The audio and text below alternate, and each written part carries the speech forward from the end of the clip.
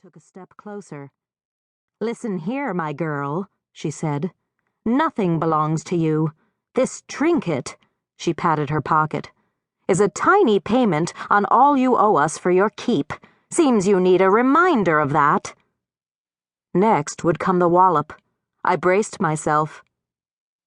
The bell on the door jingled, and Aunt froze. In a wink, she had on her storefront smile, and the hand that was about to slap me was patting my shoulder, harder than necessary. A woman entered the shop. She was tall and slim and dressed in a gray cloak with a hood that hid most of her pale face.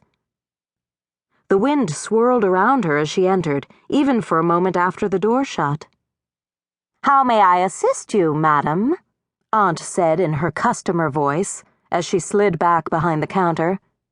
I jabbed at the corner with my broom. The woman approached Aunt. "I'm in somewhat of a hurry."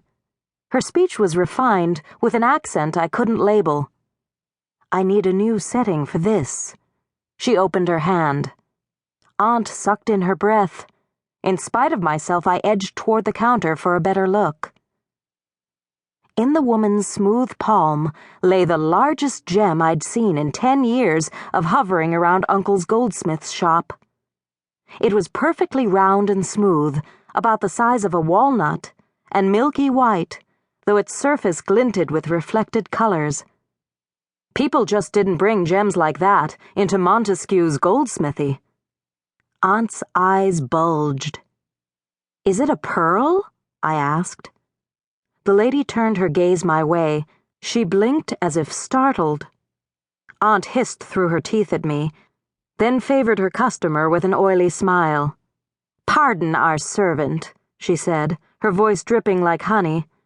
"She's an ignorant, presumptuous girl who forgets her place." As if I could forget my miserable place. The woman studied me up and down. Was I dirty? I brushed off my apron. "I see," she said.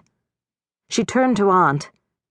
"Can you create a new setting for this so I may wear it on a chain as before?" "Certainly," Aunt said. "Although, how shall I say, this is an unusual piece, so splendidly large. The amount of gold it will take and the challenge of setting a round stone without facets." She coughed lightly. The woman pulled a purse from within her cloak and poured out a pile of gold pieces on the counter. "I'm prepared to pay whatever is needed."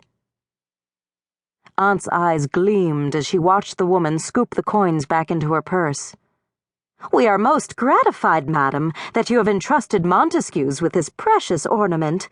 I assure you no detail will be spared." She smiled the closed-lip smile that hid her terrible teeth. "If you'll just sign your name and address in our book, we'll contact you when the setting is finished." She pushed the red leather volume toward the lady, who dipped the pen in the ink and wrote. Aunt made a show of squinting at the writing. "I've forgotten my spectacles. What is your name, madam?" Aunt didn't own spectacles, nor could she read. "Beryl," the woman said, her hand on the door. No surname, I noticed. Strange. She looked at me again, which gave me a curious, goose-pimply feeling, as if she could read my thoughts. For the first time, I noticed her eyes. They gave me a pang. They were so lovely, wide and deep and long-lashed, like something I might have seen once in a dream of a guardian angel. I had to force myself not to stare. To Aunt, the woman said, "If you'll pardon the question, I'm in need of a servant. I would gladly rid you of this presumptuous girl and take her in hand myself." Aunt's gracious for customers face curdled. She blinked rapidly. "Take me in hand? I wasn't a dog in need of training. Servant to a wealthy lady? My parents had such servants once. If my parents were still alive, I'd have a lady's maid myself right now. But they weren't, and I didn't. It seemed like this Beryl would feed me, and unlikely she'd beat me.